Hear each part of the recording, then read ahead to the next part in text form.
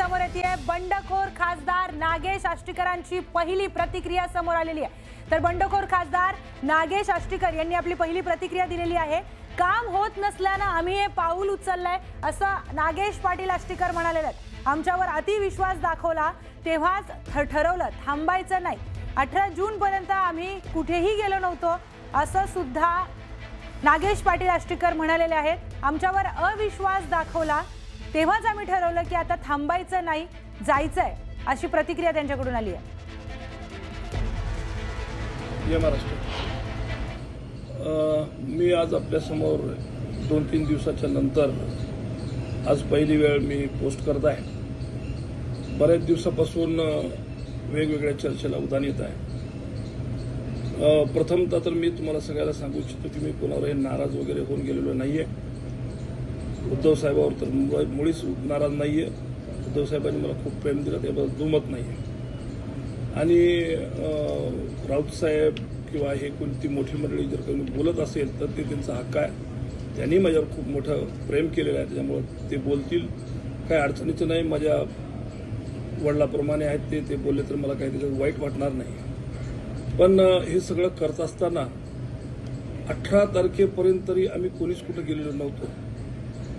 पण ज्या पद्धतीचं गैरविश्वास किंवा अतिरेक झाला बोलण्याचा, त्याच्यानंतर बऱ्याचशा मंडळीने विचार केला की आता तिथं थांबून सुद्धा काही फार उपयोग होणार नाही। आणि खरं सांगायचं तर आपण सर्वांना माहिती आहे की खूप दिवसापासून आपण पाहतोय की सत्तेशिवाय कुठलेही कामं कार्यकर्त्याची होत नाहीये। त्यामुळं कदाचित या सगळ्या गोष्टीचा जे काही मी पाऊल उचललं त्याच्या मागचं एक मोठं कारण असू शकते की माझ्या मतदारसंघामध्ये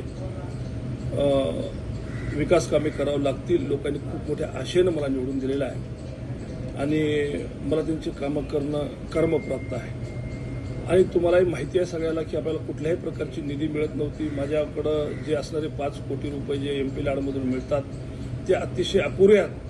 आणि प्रत्येक गावात गेलं की प्रत्येकाला काही ना काहीतरी अपेक्षा आहे। ज्यांनी खूप मोठ्या आशेनं मला खासदार म्हणून निवडून दिलेलं आहे। तर मी यांची कामे कशी करायची किंवा निधी कुठून मिळवायचा किंवा मग लोकांची जी काही कामं असतील, मग तहसीलमधले असो, पंचायतमधले असो, नगरपंचायतमधले असो, नगरपालिकेतले कोणचे फॉरेस्टचे असो किंवा कुणाचे कुठलेही जे काही कामं करायची असतील तर तुम्हाला सगळ्याला माहिती आहे की हे कामं होत नव्हते, सत्तेमध्ये असल्याशिवाय करता येत नव्हते।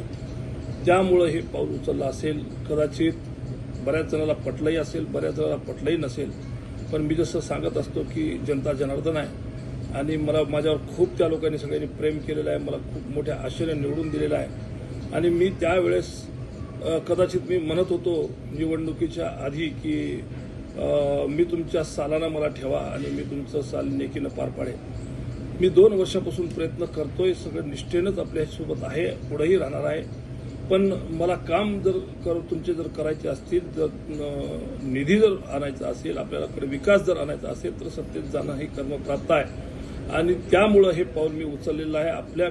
जसं मी बोललो होतो की आपल्या सालानी मला ठेवा, मी नेकीनं काम करेल, तसंच मी आजही बोलतोय की मी तुमचे नक्की नेकीनं काम करेल आणि माझ्यावर जी तुम्ही जबाबदारी टाकली आहे ते मी पूर्णपणे पार पाडेल। त्याबद्दल तुम्ही कोणी बाळगायचं कारण नाही आहे। आता बरीचशी मंडळी माझ्यावर खुश असू शकते, बरीचशी मंडळी माझ्यावर नाराज असू शकते। पण ज्यांना कळायला असेल की मी का गेलोय तर ते लक्षात घेतील। गेल्या जवळपास वडिलांनी राजकारण थांबवलं तसं 17 वर्षापासून तुम्ही मला ओळखता। मी तुमच्या सानिध्यात आहे, तुम्ही मला खूप मदत केली, खूप माझ्या पाठीशी खंबीरपणे उभा टाकलात आणि तुम्हालाही माझा स्वभाव माहीत आहे। मी कुणालाही सोडणारा माणूस नाही आहे। एकटा अर्धवट गोष्टींमध्ये मी कधी पडत नाही, अर्धवट गोष्टी कोणत्याच करत नाही। तर नागेश पाटील आष्टीकर यांची प्रतिक्रिया समोर आलेली आहे। या